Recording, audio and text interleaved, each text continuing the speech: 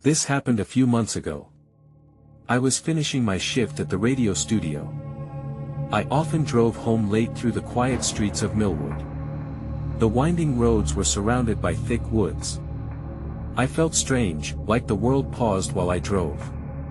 I never stopped thinking about it. One foggy night, I was driving home. The headlights cut through the thick mist. Shadows danced along the road. Everything seemed normal until I spotted something on the shoulder. I slowed to take a closer look. Maybe it was my tired eyes, but I swear I saw a figure standing there.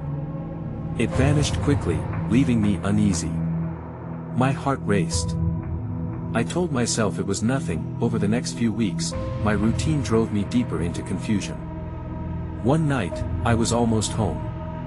I glanced at my rearview mirror.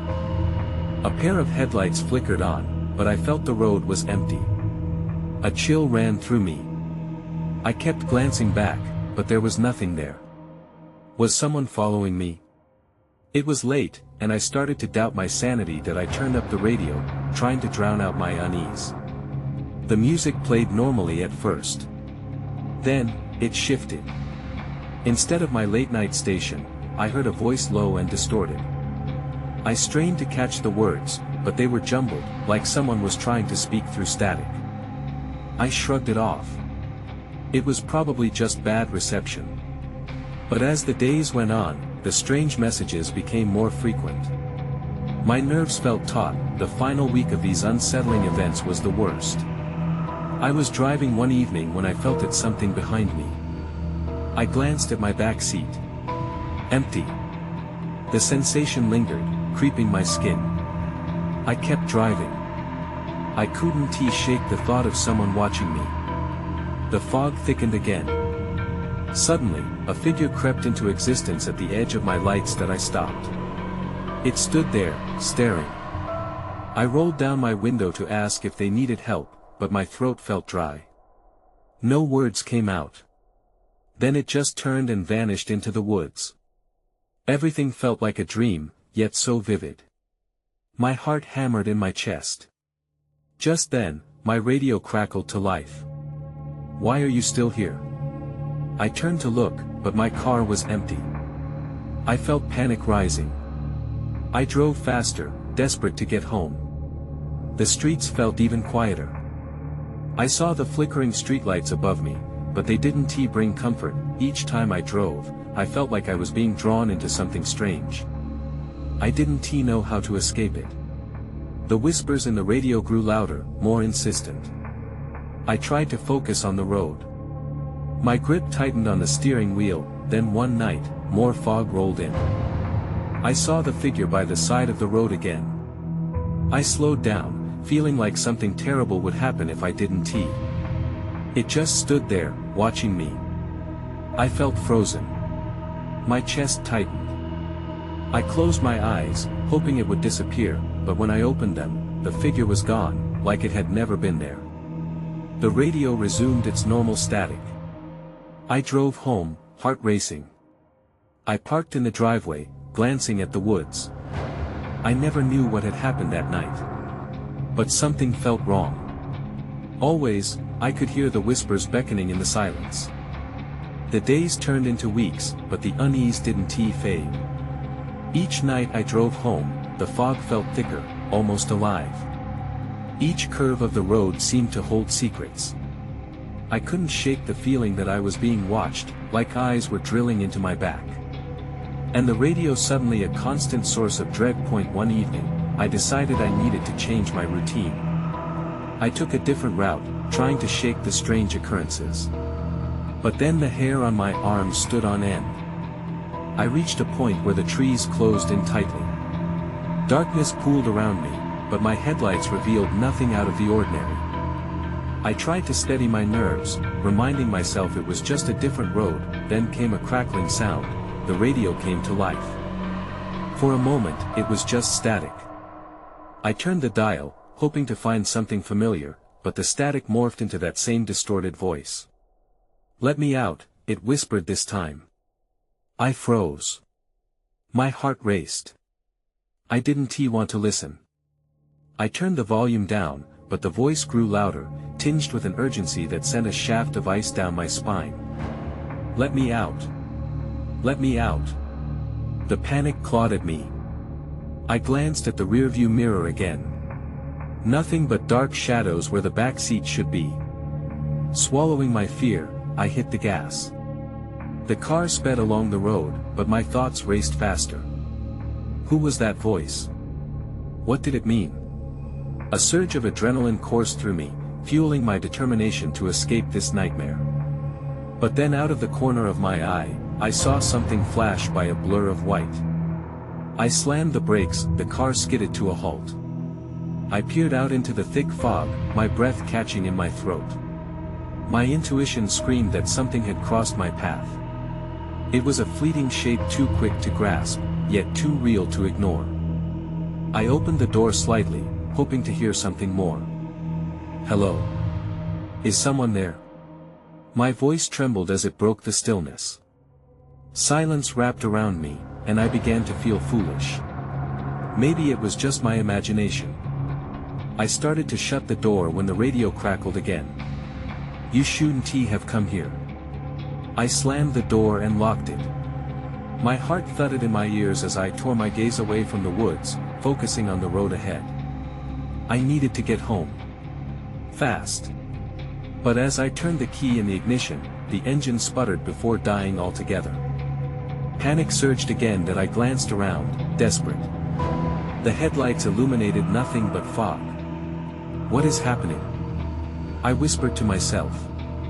Just then, out of the mist loomed a figure, standing still at the edge of the tree line. My breath hitched.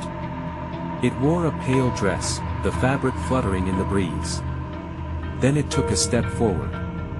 My instincts screamed at me to flee, but dread anchored me in place. What did it want? "Let me out," the radio whispered again, mingling with the figure's gaze. I felt paralyzed. I knew I had to make a decision fast. Then everything went dark, the headlights flickered and died, plunging me into partial shadows. I was alone, surrounded by whispers. Chapter 2. Everything felt disorienting. I was trapped in a silence so deep it seemed to swallow sound entirely. My heart raced, hammering against my chest, and I fumbled with the keys and the ignition, hoping against hope that the car would respond. Nothing. Just dead air and suffocating darkness. That I glanced at the fog-shrouded trees, dread pooling in my stomach. Maybe it was just an illusion. Maybe I was imagining it all. But when I looked back toward the figure, it was closer. I swore I could see the faint outline of its face, a pale featureless mask staring right at me. "Let me out," echoed from the radio again, unnervingly close, like it was right beside me. I slammed my eyes shut, trying to block out the sound, the figure, the fog. I gritted my teeth, willing myself to wake up from this nightmare. Then, I heard a soft knock on the window. It was so gentle, it almost felt like a caress. My eyes shot open, fixating on the figure now just a few feet away. I turned my head slowly, my heart pounding in my ears. I couldn't move. I was frozen. The pale dress fluttered in the breeze, and the figure's head tilted slightly, as if scrutinizing me with an expression that was unreadable. I could see the outline of bones beneath the fabric, the way it hung just a little too loosely, as though it didn't really belong to the one who wore it. "Please let me out," it whispered again, but this time the voice was softer, almost pleading. It sent chills up my spine. Who was this? What did it want from me? I focused on my surroundings. The interior of the car felt suffocating. The windows were fogged up, and I had no way to see clearly. I needed to run, but the panic turning my stomach into knots kept me rooted to the spot. The figure reached for the handle of the door, fingers skeletal and covered in dirt. I gasped and threw my hands up defensively, as if that could shield me. "No!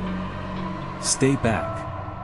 I shouted, my voice shaky, but the figure only stopped, seeming to recoil at my words as if realizing I was willing to fight back. It took a step back, melding into the shadows with an unnatural grace. My heart pounded harder, each beat echoing in my ears. Just then, the radio crackled back to life. "Run," it urged, this time in a voice I didn't recognize, deeper and more commanding. An instinct overwhelmed me. I shoved the door open with all my strength and scrambled out into the cold night air, adrenaline surging through me. The ground felt unsteady under my feet, and I sprinted toward the trees on instinct. I didn't know where I was going, but anything was better than staying by the car. Glancing back, I saw the headlights dimly flickering to life again, illuminating the empty space where the figure had stood. My breath came quick and ragged as I dashed into the thicket of trees, branches slapping against me like angry whispers. The fog was thick, and I stumbled, trying to keep my bearings. But the air was heavy, filled with that unsettling feeling of being watched that I paused to catch my breath, leaning against a tree. But then, there was a sound, a light rustling behind me. I turned slowly, dread curling in my gut. That's when I saw it, a glimmer of white flashing through the fog, moving closer. The pale dress. It was coming for me. I had to run. Chapter 3. I bolted deeper into the woods, the cold air biting at my skin. Panic surged through me with every step, and I pushed harder against the branches that clawed at my clothes. I could hear something moving behind me, but the fog masked whatever it was. That flicker of white haunted me, always just out of sight. The ground sloped downward, and I stumbled, catching myself against the trunk of a tree. I pressed my back against the rough bark, trying to catch my breath, my thoughts racing. I needed to focus. I couldn't let fear swallow me. I had to make a plan, but then the radio crackled in my mind, urging me to run once more.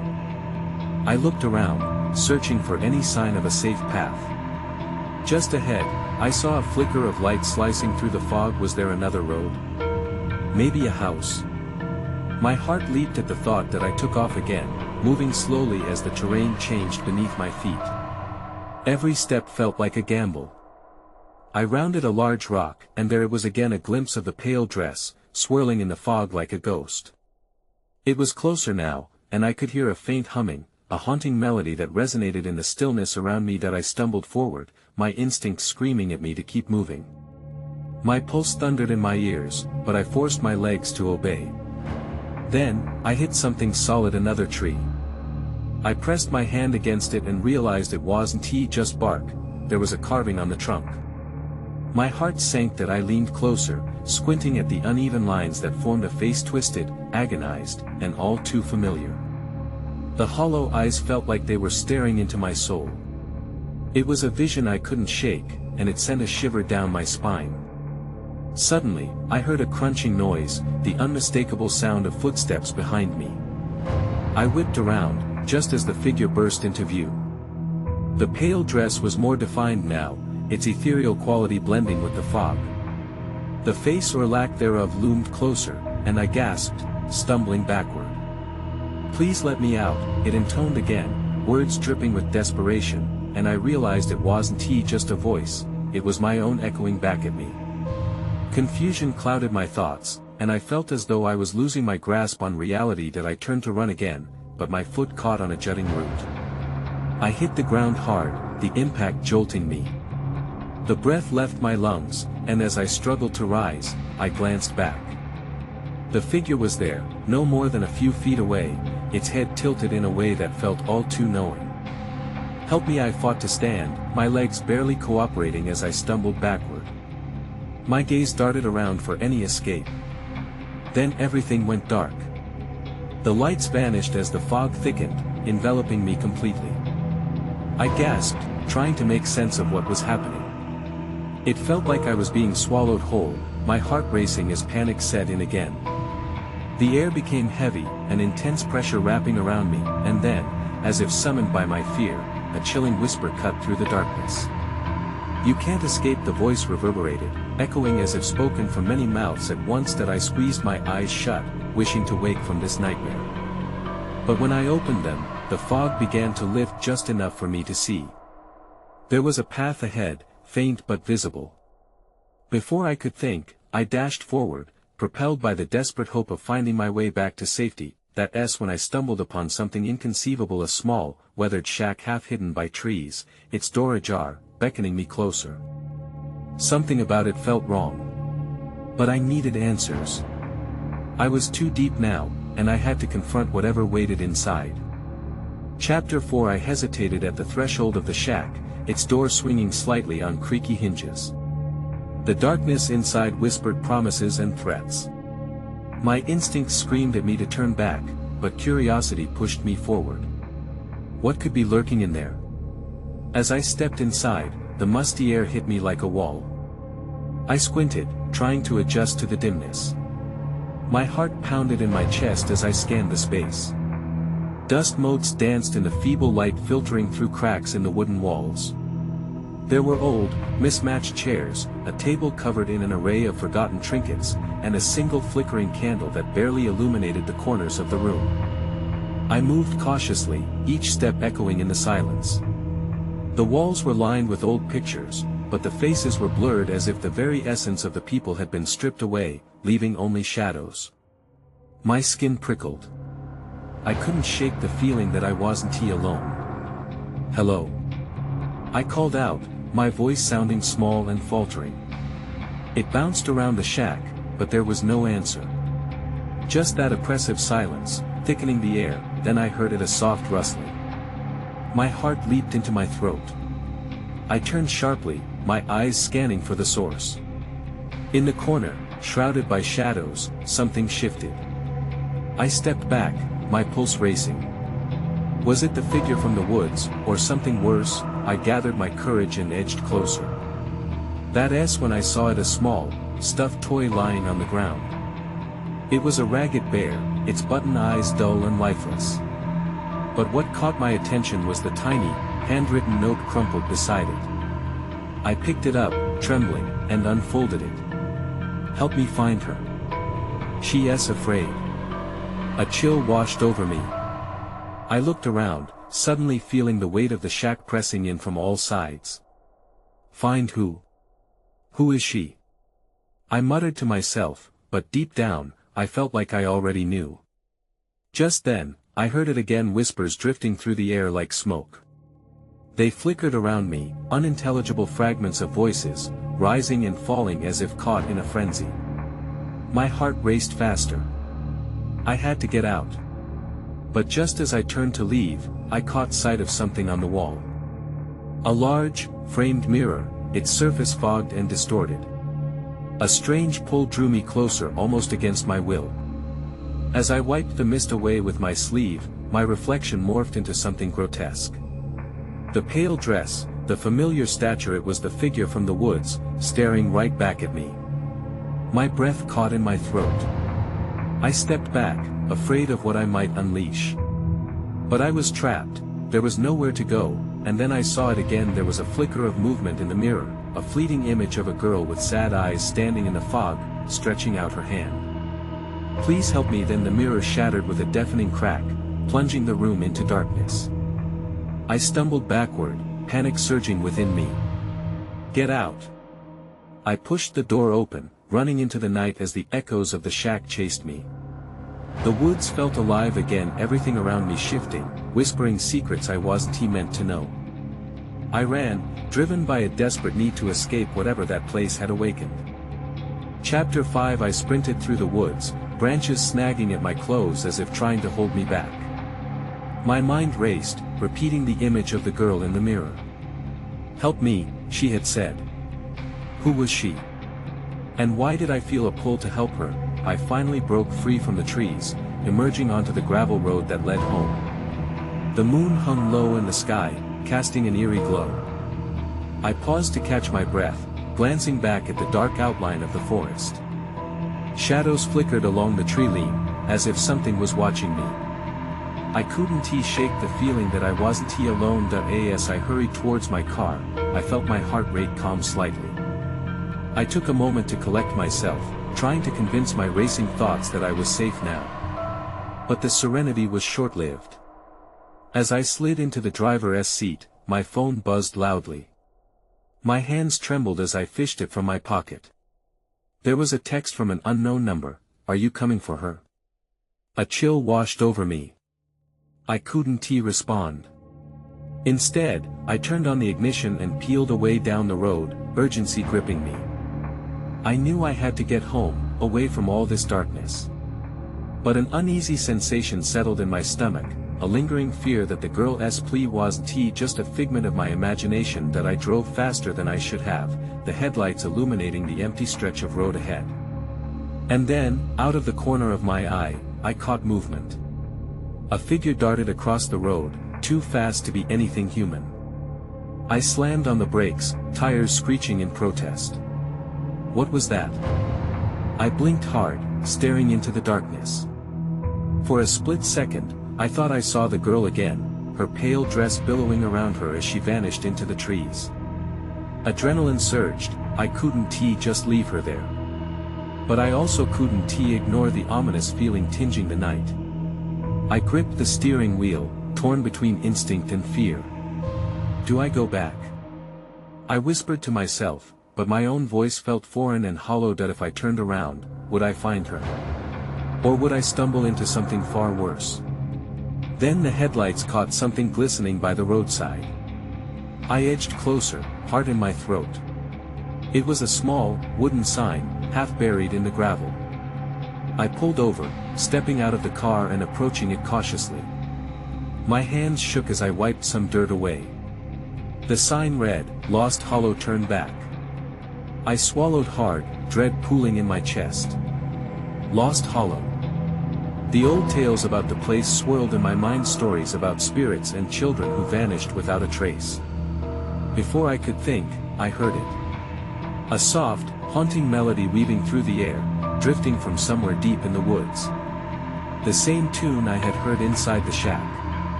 It seemed to call out, beckoning me back. That I didn't move. Each note wrapped around me, drawing me towards the darkness once more. No, I murmured, shaking my head. But the urge to follow was overwhelming. Just then, I spotted headlights approaching in the distance. Relief washed over me. Someone else was out here. And then I realized there was nowhere to run. I could feel eyes on me, and the echoes of whispers began to surge. "Help me find her," they warned, as the darkness closed in yet again. I turned back towards the woods, a part of me desperate to understand, even as panic clawed at my throat. Something was awakening, and I was far too close, but what if I was already too late?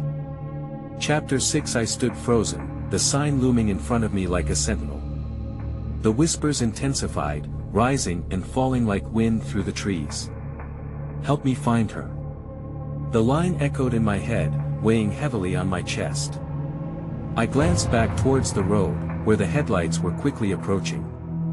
I needed to decide. Stay and follow the melody, or escape back to the safety of my car. The urge to follow the haunting tune gripped me harder than I wanted to admit. With a deep breath, I turned my back on the road, stepping cautiously towards the woods. The moment I did, the melodic call grew louder. It wrapped around me, weaving through the branches and making my heart race. I didn't want to fight it anymore. I felt drawn, compelled to discover its source. As I ventured deeper, the darkness thickened. Moonlight barely penetrated the branches above. I stumbled over roots and rocks, the eerie tune leading me further into the depths of Lost Hollow. Then something changed. The singing stopped abruptly, leaving an unsettling silence in its wake. The sudden stillness made me pause. "Hello?" I called out, my voice trembling. There was no response, only the rustling of leaves. A flicker of movement caught my eye, just ahead. I squinted through the shadows, trying to make sense of it. My heart skipped a beat as I recognized the shape. It was the girl, the same pale figure I'd seen in the mirror, standing motionless at the edge of a small clearing. "Help me," she whispered, her voice barely audible, yet it sent chills down my spine. She raised her arms slightly, pointing to something just beyond her. Desperate to reach her, I pushed through the last few branches. But as soon as I emerged into the clearing, a strange sensation hit me. The air felt thick and heavy, a warning that something was very wrong. I glanced around, and when I saw it. A circle of stones formed a crude altar in the center of the clearing.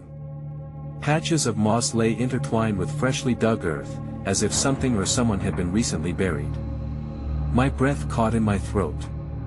A sense of dread seeped into my bones, and a deep instinct told me to leave, but the girl stood there, her eyes wide with fear. "Please," she urged. "You have to help me." I felt trapped, an invisible force pushing me closer to the altar. Fear clawed at my gut as voices whispered louder now, threading through my mind. Then, out of nowhere, a flash of light startled me. I turned, and the headlights from the car flooded into the clearing. A figure emerged, silhouetted against the light. My chest tightened. Who was it? "Get away from her!" The figure shouted, darting forward with determination. The girl's face twisted in anguish. In that moment, the world around me twisted too, the trees fading, the whispers merging into one horrifying command: run. I recoiled, torn between the girl in front of me and the unknown figure rushing to my aid. Every instinct screamed to retreat, but my feet felt glued to the ground. Then the clearing darkened, shadows swallowing everything whole. Just as panic settled in, everything went black. Chapter 7. I woke up disoriented, the cold earth pressing against my cheek. I blinked, struggling to remember where I was. The clearing came into focus, but it was empty. No girl, no figure. Just me and the heavy silence. "Hello?" I called, my voice trembling again. The darkness felt thicker, wrapping around me like a shroud. My heart pounded in my chest, the panic creeping back that I pushed myself up and brushed the dirt off my clothes. The headlights from the car were gone, leaving only the remnants of their glow. I turned slowly, scanning the perimeter. I couldn't shake the feeling that something was watching me from the shadows. Just then, a low growl rumbled from somewhere behind the trees. My body tensed. I took a cautious step back toward the altar, a bad idea considering what I just saw. But I felt drawn to it. A part of me feared there might be answers in the earth that I approached carefully, kneeling to examine the circle of stones. Each one was rough around the edges, and I noticed something glinting just outside the circle. I leaned closer. It was a pendant, a silver locket half buried in the dirt. Cautiously, I reached for it. The moment my fingers brushed the cool metal, the air shifted again. A gust of wind howled through the trees, and I felt a shiver race down my spine. I flipped the locket open, and a small photo slipped out. Two girls grinned back at me, their faces bright with innocence that I didn't recognize them, but something about this seemed strangely familiar. My gut churned. I felt exposed, vulnerable, and I could hear the growling getting closer. That I fumbled to close the locket but dropped it, the sound echoing in the stillness. Panic surged. I scrambled to retrieve it, and as I did, an overwhelming urge to run hit. But before I could stand, branches snapped loudly, and a shape appeared in the tree line, eyes glinting in the dark. "Get away from there!" A voice boomed, halting me in my tracks. I couldn't see who it was, but my instincts told me it wasn't friendly. Without thinking, I bolted away from the altar, sprinting back into the depths of the woods. The growl followed, deep and menacing, and I didn't dare look back. My heart raced as branches scratched my arms, and roots snagged my feet. That I was lost in the confusion of the trees and shadows, but I knew one thing: I had to get back to the road. I couldn't let whatever was hunting me catch up. The whispers in my head returned, urging me forward. Find her. Then the ground shuddered beneath me, and I stumbled, falling hard. Out of breath and terrified, I lay there, gasping for air. I had to keep moving, but just as I gathered myself, a shadow loomed above. "Stop!" The voice shouted again, closer this time. I felt my chest tighten with dread. I couldn't escape. Whatever was out here was closing in fast. That's when I saw it. A flash of silver from the locket glinted in the dark, catching my eye. The sense of importance drew me back, providing a singular focus: I need to know. But the growl erupted again, louder, more feral. I scrambled to my feet, caught between curiosity and sheer terror. It was clear, I was not alone, and something wanted me to find the truth. Before I could think any further, a sharp cry pierced the silence, chilling me to the bone.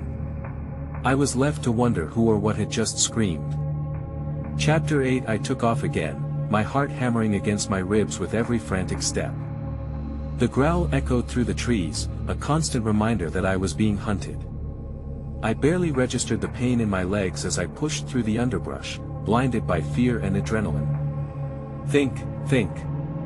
I muttered to myself, trying to piece together my surroundings.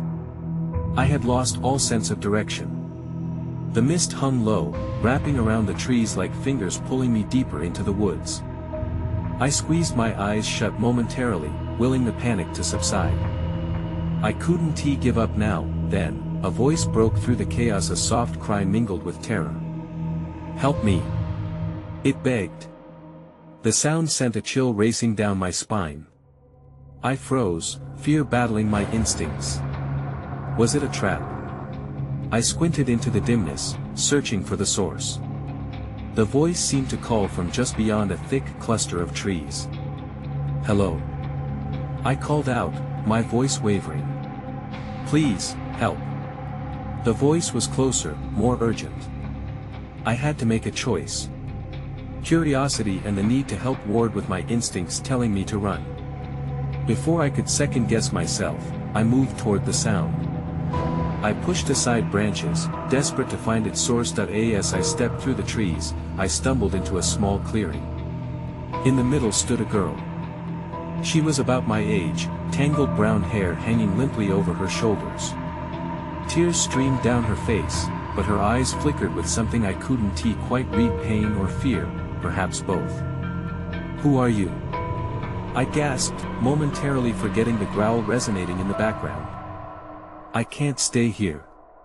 It will find me," she whispered frantically, scanning the trees like a deer sensing danger.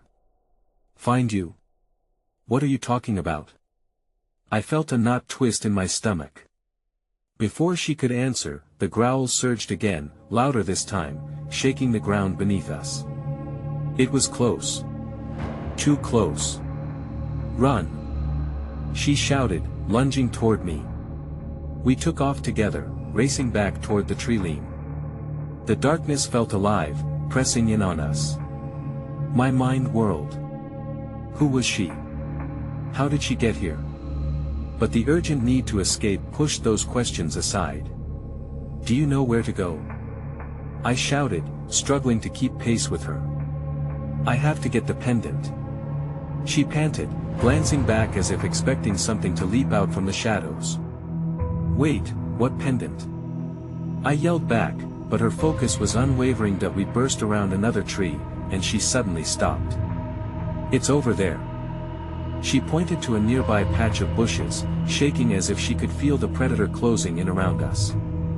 The growl grew louder again, shaking the air as panic lanced through me. "Hurry!" I urged, diving toward the bushes.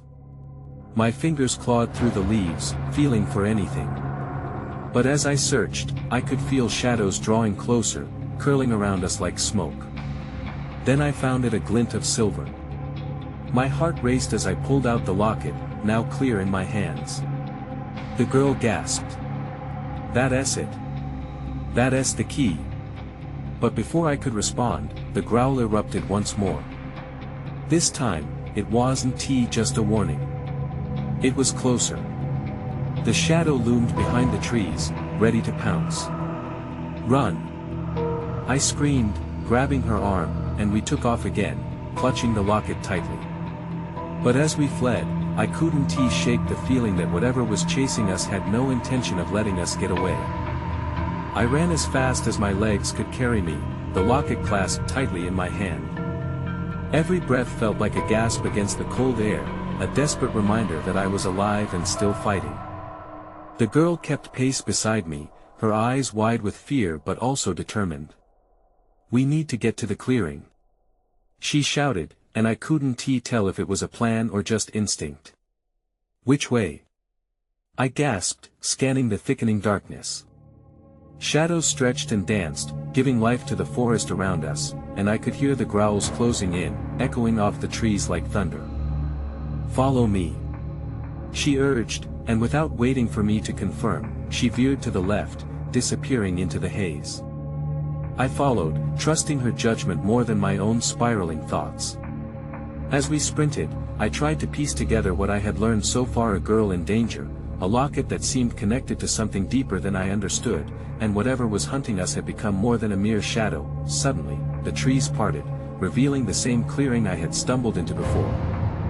The air felt different this time, charged with tension and anticipation. I glanced around nervously, half expecting to see the figure from before emerge from the fog.